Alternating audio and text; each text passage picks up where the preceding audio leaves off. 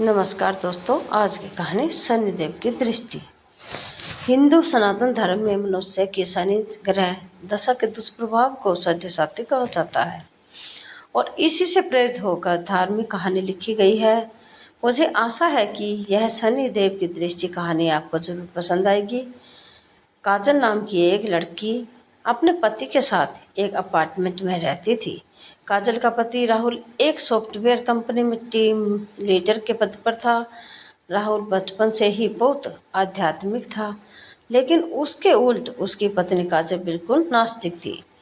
वह ज़्यादातर रंगीन दुनिया में जीने की चाहत रखती थी, जिसे वह आज के हिसाब से सही समझती। हालांकि इस बात को लेकर दोनों के बीच में कभी भी कोई अनबन नहीं थी। दोनों अपने जीवन में बहुत खुश थे। एक दिन सुबह सुबह राहुल टीवी में धार्मिक कार्यक्रम देख रहा था, जिसमें साढ़े काल के बारे में बताया जा रहा था। उसी समय काजल चाय नाश्ता लेकर आती है और राहुल के बगल में बैठकर चाय पीने लगती है और थोड़ी ही देर बाद वह राहुल से चाय पीते हुए कहती है, क्या सुबह से बोर कर रहे हो? और उसी समय टीवी का रिमोट उठाकर चैनल बदल देती है। राहुल को काजल का बर्ताव अच्छा नहीं लगता। वह काजल से कहता है, क्या तुम साढ़े की महादशा के बारे में कुछ जानती हो?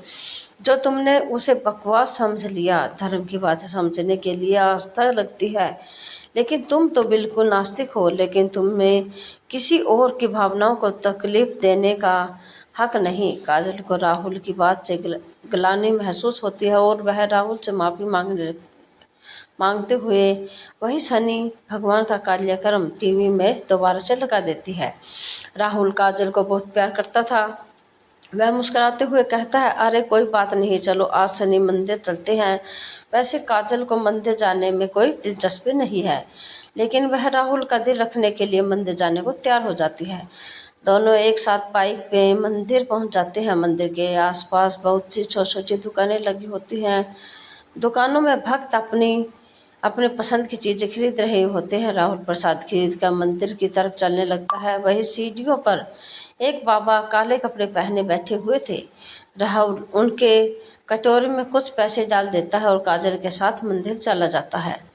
मंदिर में शनि भगवान के दर्शन करने के बाद पुजारी से प्रसाद लेकर दोनों सीढ़ियों से नीचे उतरने लगते हैं और जैसे ही वह नीचे आते हैं, वही बाबा काजल को देखकर कहते हैं, बेटी अपना ध्यान रखना। काजल बाबा को प्रणाम करके राहुल के साथ घर आ जाती है। दरअसल बाबा बहुत तेजस्वी थे। उन्होंने काजल को देखते ही महसूस कर लिया था कि उनके ऊपर शनि की दृष्टि पड़ चुकी है, जिससे उसका साझेसाती शुरू हो चुका है और उसके जीवन में संकट के बादल घिर गए हैं। काजल के घर पहुंचते ही उसके सर में दर्द होने लगता है। काजल बहुत से राहुल से कहती है, आप थोड़ा मेरे लिए चाय बना दीजिए, मेरे सर में बहुत दर्द है। राहुल काजल के लिए चाय बनाकर ले आता है। राहुल को ऑफिस जाना होता है, इसलिए वह तैयार होकर जल्दी निकल जाता है। काजल घर के काम खत्म करके दोपहर को सो जाती है। शाम को बहुत राहुल अपने ऑफिस से आता है। काजल तब तक सो रही होती है। राहुल काफ़ी देर तक दरवाज़ा खटखटाता है, लेकिन काजल गहरी नींद में थी। उसे दरवाजे में किसी की आहट सुनाई नहीं दे रही। राहुल काजल को फ़ोन लगाता है। फ़ोन की घंटी सुनकर काजल अचानक नींद से जाग जाती है। जैसे उसे उसे पता चलता है कि राहुल दरवाजे पर खड़ा है, वह जल्दी से जाकर दरवाज़ा खोलती है। राहुल काजल से प्यार से पूछता है, क्या कर रही थी? इतना टाइम क्यों लग गया? काजल आंख मीचते हुई कहती है, पता नहीं कैसे इतनी ज़्यादा नींद लग गई है, आपकी आवाज़ सुनाई ही नहीं दी। राहुल अपना सामान रखकर बाथरूम में फ्रेश होने चला जाता है। उसी समय राहुल के मोबाइल में एक मैसेज आता है।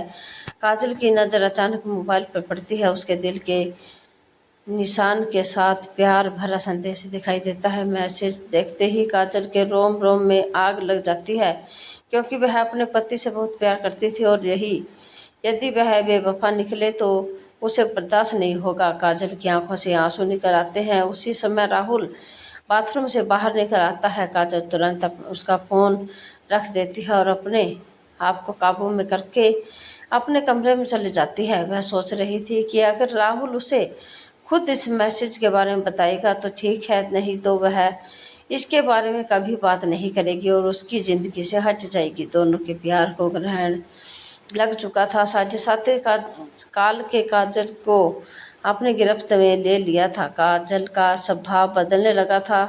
वह अपने पति पर शक करने लगी थी लगती है, जिसके चलते उसके रिश्ते में दरार आ चुकी थी। कुछ दिनों के अंदर दोनों के बीच में झगड़े होने के प्रारंभ हो गए। राहुल काजल को समझने की बहुत कोशिश करता है, लेकिन काजल के दिमाग में वही मैसेज घूम रहा होता है। वह राहुल की किसी भी बात पर भरोसा नहीं करती। राहुल काजल को खुश रख करने के लिए उसे कहता है, चलो मंदिर चलते हैं और वहीं से बाजार घूमने चलेंगे, आज कुछ कपड़े खरीदते हैं। लेकिन काजल गुस्से में वहां से उठकर चली जाती है। राहुल अकेले ही मंदिर चला चला जाता है और राहुल को दोबारा वही पापा सीढ़ियों के ऊपर से दिखाई देता है। वह राहुल को देखते ही उसे अपने पास बुलाते हैं। राहुल हाथ जोड़कर पापा के सामने जाकर खड़ा हो जाता है। पापा कहते हैं, बेटे तुम्हारे जीवन में संकट दिखाई दे रहा है, क्या तुम ठीक हो? राहुल कई दिनों से काजल से परेशान था।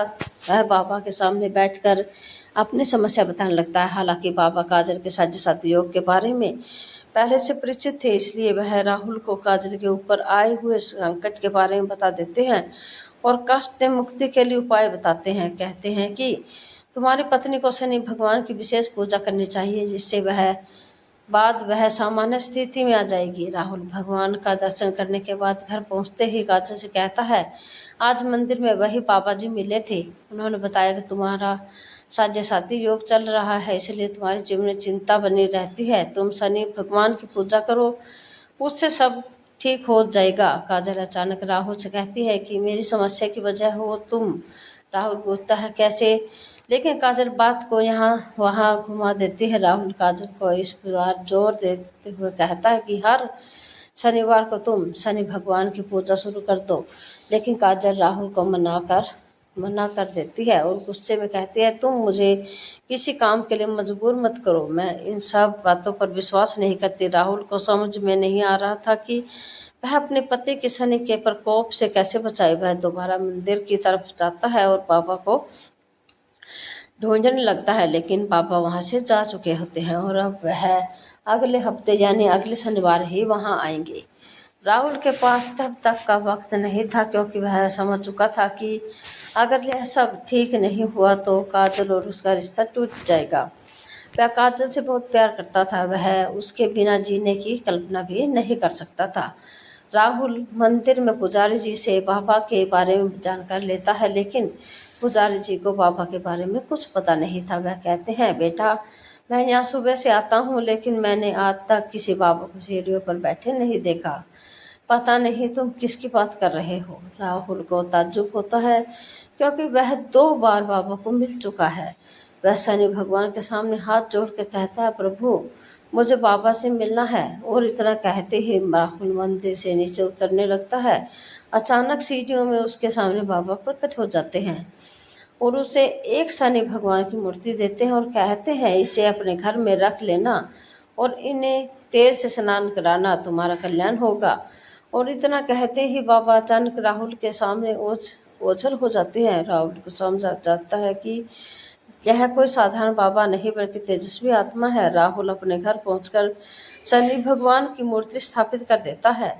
राहुल जैसे ही वह मूर्ति को तेल स्नान कराता है, काजल पीछे से आकर जोर जोर से चिल्लाने लगती है और कहती है, खुद चरित्रहीन होकर ये ढोंग मत करो। अपनी गलती छुपाने के लिए तुम शनि भगवान का सहारा ले रहे हो। अपने आप को आईने में देखो तो पता चलेगा कि तुम कितने घटिया इंसान हो। काजल की इतने अभद्र बातें सुनते ही राहुल के पैरों तले जमीन खिसक जाती है। उसने उम्मीद भी नहीं की थी कि काजल उससे कभी इस लहजे से बात करेगी। राहुल शांत स्वभाव का था। वह काजल को शांत करते हुए पूछता है, क्या हुआ?